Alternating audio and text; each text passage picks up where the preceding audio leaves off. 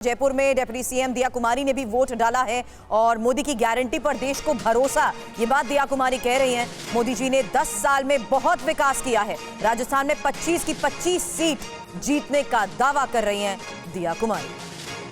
हम लोग हमारी बात कर रहे हैं मोदी जी की गारंटी के बारे में। मैं बार बार कह रही हूँ, मोदी जी पे हर व्यक्ति को विश्वास है, उनके काम पर विश्वास है, उनके कहने पर विश्वास है और उनको देखा है उन्होंने कि 10 साल उन्होंने देश की जनता के लिए इतनी सेवा की है जो देश की जनता ने इससे पहले ऐसा कोई प्रधानमंत्री देखा ही नहीं था और अब देखा है। और अब इस बार भी बहुत अच्छे वोटों से पायलट कह रहे हैं कि 6 से 7 सीटें वो जीत रहे हैं। आपका उनको कहने दीजिए जो कहना है। मैं तो कह रही हूँ 25 की 25 सीटें हम लोग जीत। भारतीय जनता पार्टी की सरकार राजस्थान में, हम लोग भी पूरी तरह से महिलाओं के लिए स्पेशली जहां सिक्योरिटी की बात आती है जो कि पिछली सरकार में बिल्कुल नहीं थी, उस पे हम लोग ध्यान देंगे। एजुकेशन पे ध्यान देंगे, सारी जो योजनाएं हैं केंद्र की उसको इम्प्लीमेंट करने पे ध्यान देंगे, सड़कों पे ध्यान देंगे, हर चीज पे हम लोग पूरी तरह से ध्यान देंगे और आप देखिएगा बहुत अच्छा। तो डिप्टी सीएम दिया कुमारी को आपने सुना, वो भी वही दावा कर रही हैं जो मुख्यमंत्री भजन लाल ने किया है कि इस बार 25 की 25 सीटें बीजेपी फिर जीतेगी। अब आपको कुछ और नेताओं के बयान सुनाते हैं।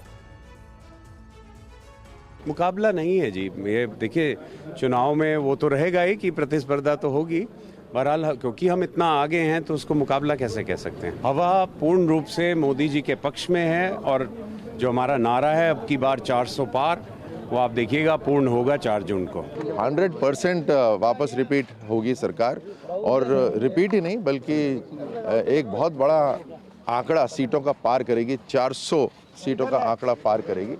और उसका कारण है कि विकसित भारत का संकल्प प्रधानमंत्री मोदी जी ने लिया। हमारा जो संकल्प है वो 370 प्लस है बीजेपी, 400 पार एनडीए, ये संकल्प है और ये फेज़ों के साथ ये संकल्प हो सकता है और बढ़े। क्योंकि अगर आप देखें तो पूरे देश में नरेंद्र मोदी जी के नेतृत्व में इन 10 सालों में तमाम संकटों के बाद, तमाम कंटकों के बाद, तमाम तरह के दिक्कतों के बाद, चाहे वो हंगामा रहा हो, चाहे फिसड्डियों का जो है वो हंगामा रहा हो, तमाम तरह की समस्याओं के बाद भी नरेंद्र मोदी जी ने देश में सुशासन की धाक को स्थापित करते हुए देश की सुरक्षा, देश की समृद्धि के सफ़र को आगे बढ़ाया। बहुत बढ़िया चुनाव है, कहीं कोई दिक्कत नहीं है। सब मोदी जी को तीसरी बार प्रधानमंत्री बनाना चाहते हैं। आप देखना आज का माहौल से आपको अंदाजा हो जाएगा। और एमपी का क्या हाल है, आइए आपको सीधे लिए चलते हैं छिंदवाड़ा, जहां पर मौजूद है हमारे सहयोगी शुभम। शुभम, क्या लग रहा है इस बार छिंदवाड़ा, क्योंकि बीजेपी ने इस सीट को जीतने के लिए इस बार पूरा जोर लगा दिया है।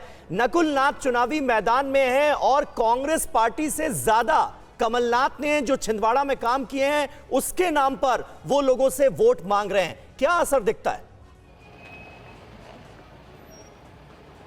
बिल्कुल समीर, देखिए कमलनाथ ने तो छिंदवाड़ा को एक मॉडल के तौर पर पेश किया। 2018 का जो विधानसभा चुनाव हुआ उसमें उन्होंने कहा भी कि अगर उनकी सरकार आती है तो पूरे प्रदेश में वो छिंदवाड़ा मॉडल लागू करेंगे।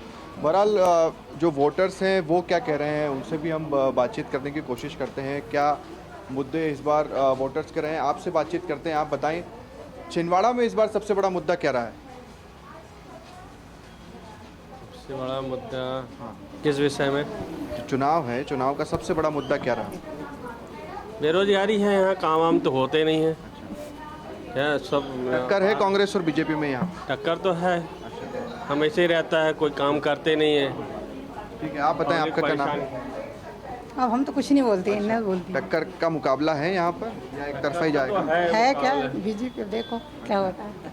अच्छा, देखिए समीर, यहाँ पर हालांकि एक चीज़, हम जितने भी बूथ पर जा रहे हैं वहाँ पर ये दिखाई दे रहे हैं कि लोग काफ़ी कम आ रहे हैं, मतदाता काफ़ी कम आ रहे हैं। सुबह का समय था जब मतदाता काफ़ी तादाद में निकले थे, मगर अभी एक तस्वीर अगर आप यहाँ पर देखेंगे तो बिल्कुल खाली नज़र आ रहे हैं। बूथ 2 या 4 लोग जो हैं वो दिखाई दे रहे हैं यहाँ पर, उससे ज़्यादा जो है वो यहाँ पर लोग नहीं हैं। मगर दूसरी तरफ देखें कि प्रधानमंत्री नरेंद्र मोदी को लेकर जिस तरह से यहाँ पर चीज़ें की गई, खुद केंद्रीय गृह मंत्री अमित शाह भी आए और भी कुछ वोटर्स जो हैं वो यहाँ पर पहुँचे हैं, उनसे बातचीत करते हैं। आप बताएं क्या मुद्दे रहे इस बार छिंदवाड़ा में आपके?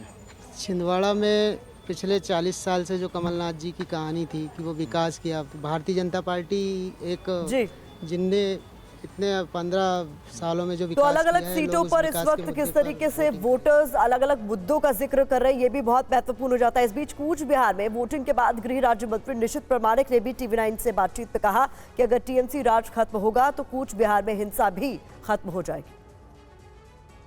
केंद्रीय स्वराष्ट्र मंत्री राज्य निशित प्रामाणिक हमारे साथ है, बातचीत करेंगे। निशित, सबसे पहले सवाल तो ये है, कूच बिहार में आज अलग अलग जगह पे अलग अलग घटना घटी है जिसको लेके शिकायत आ रहा है, क्या कहना है उसके बारे में? देखिए, पहली बात तो मैं ये कहूँगा कि टीएमसी तृणमूल कांग्रेस जब तक है तब तक पश्चिम बंगाल में वायलेंस हो रहा है और होता भी रहेगा। जब तृणमूल कांग्रेस खत्म हो जाएगा तब ये वायलेंस भी खत्म होगा।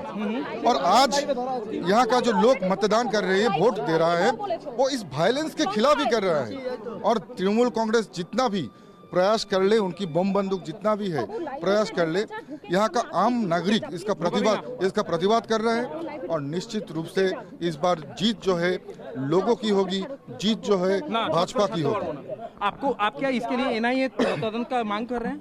देखिए, डेफिनेटली मैंने कहा कि तृणमूल कांग्रेस अगर इस विषय पर क्लियरिटी चाहते हैं तो तदंत होना चाहिए। एनआईए का तदंत होगा तो दूध का दूध पानी का पानी हो जाएगा। फिर से भेटागुड़ी फिर से देखा जा रहा है, अलग अलग जगह पे वायलेंस हो रहे हैं। सभी जगह का जो है निरपेक्षता के साथ तदंत होना चाहिए, तो दुष्कृति कौन है ये पूरी पता चलेगा। आखिरी सवाल, जीत के बारे में अपेक्षा क्या है?